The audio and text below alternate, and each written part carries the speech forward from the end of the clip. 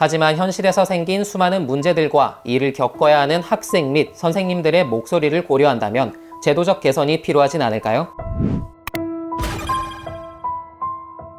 안녕하세요 여러분, 뜨끈뜨끈한 입시정보 핫 입시입니다.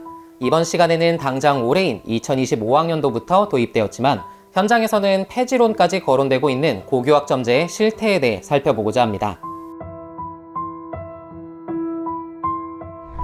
고교학점제는 말 그대로 고등학생도 대학생처럼 과목을 선택해서 수강하고 일정 학점 기준을 취득하면 졸업을 할 수 있게끔 하는 제도입니다.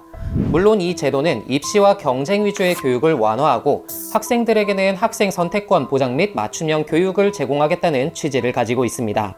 이를 위해 1학년 때에는 공통과목 중심으로 이수하고 2학년 때부터 본격적인 선택과목 위주의 수업이 이루어지게 됩니다. 하지만 고1 학생들 중 많은 수는 이르면 5월부터 2학년에 이수할 과목에 대한 수강 신청을 해야 하는 상황인데요. 진로를 확고히 정하지 못한 학생이라도 수강 신청을 해야 하는 상황이라 현장에서는 반발의 목소리가 나오고 있습니다.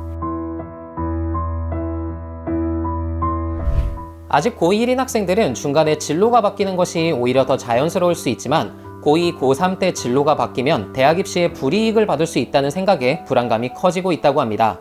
이처럼 이른 시기에 설계한 진로에 맞춰 선택 과목을 이수해야 하는데 수강 신청 학생이 적어 다른 학교와 수업을 공유해야 하는 경우에는 쉬는 시간 10분 사이에 학교를 이동해 수업을 이수해야 하는 상황이 벌어지고 있기도 합니다. 또한 앞서 언급한 진로 선택의 문제도 있지만 결국 대입을 위한 수강 신청이 이루어지다 보니 높은 성취도를 받기 쉬운 과목을 골라서 선택하는 경우가 발생하기도 합니다. 만약 대입 진학에 유리한 과목을 수강하지 못하게 되거나 성취도를 확보하지 못하면 학업을 중단하겠다는 학생의 수도 많아지고 있는 상황이죠. 고교학점제를 통해 학생의 수업 선택권을 보장하려면 다양한 과목이 학교에 개설되어야 하는데요. 이러한 과목을 가르칠 수 있는 교사의 인원수에 대한 문제와 업무 과중에 대한 문제 등이 불거지고 있습니다. 실제로 교과목이 다양해짐에 따라 기존 교과목을 가르치던 선생님이 분할된 과목을 모두 가르쳐야 하는 상황이 벌어지고 다학년 다교과에 대한 수업 준비, 과목별 수행평가와 지필평가 문항 출제, 학교생활 기록부 작성 등의 업무가 과도해진 상황이라고 선생님들은 입을 모으고 있습니다. 게다가 출석률 3분의 2 이상과 학업 성취율 40% 이상을 충족하지 못한 학생은 미이수 처리가 되는데요.